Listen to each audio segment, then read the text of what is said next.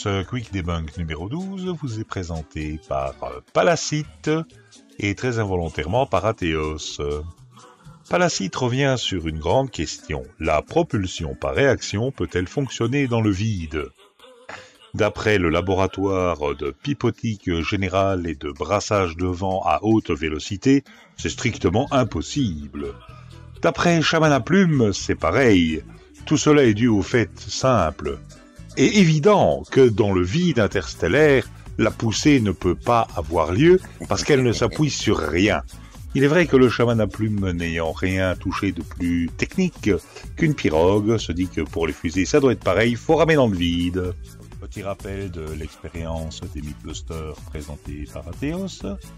Si vous placez une petite fusée à carburant solide, donc qui contient son propre oxydant, et que vous placez le tout dans une chambre à vide, lorsque le vide est presque complet, ici 0,08 bar, et que vous allumez la charge de poudre, l'ensemble devrait fonctionner suivant les lois de Newton.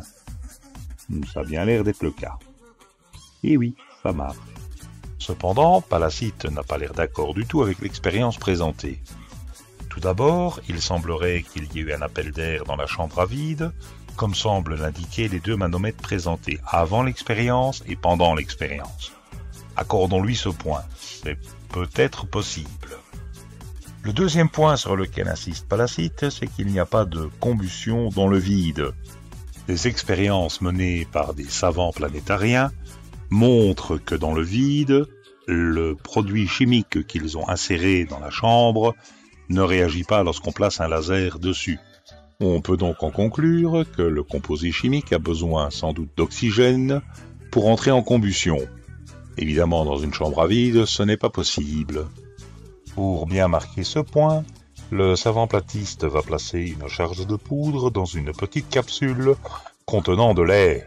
Il va placer deux capsules similaires au bout d'un tourniquet dans sa chambre à vide, faire le vide et allumer les charges. Comme chacun pourra le constater, lors de l'allumage de la charge, le tourniquet se met à tourner de façon très rapide. Prise de vue au ralenti, hop, et on tourne. Donc, la grande question, la propulsion par réaction peut-elle fonctionner dans le vide ?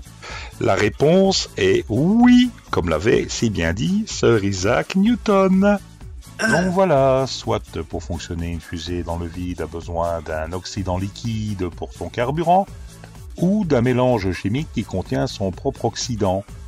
Et là ça fonctionne. Preuve aussi, s'il en est, qu'une fusée dans le vide peut fonctionner même s'il n'y a pas le sol ou les molécules d'air sur lesquelles prendre appui. Et croyez-moi, il est extrêmement difficile d'enregistrer cette vidéo alors qu'Athéos est en train de rire à gorge déployée dans mon dos.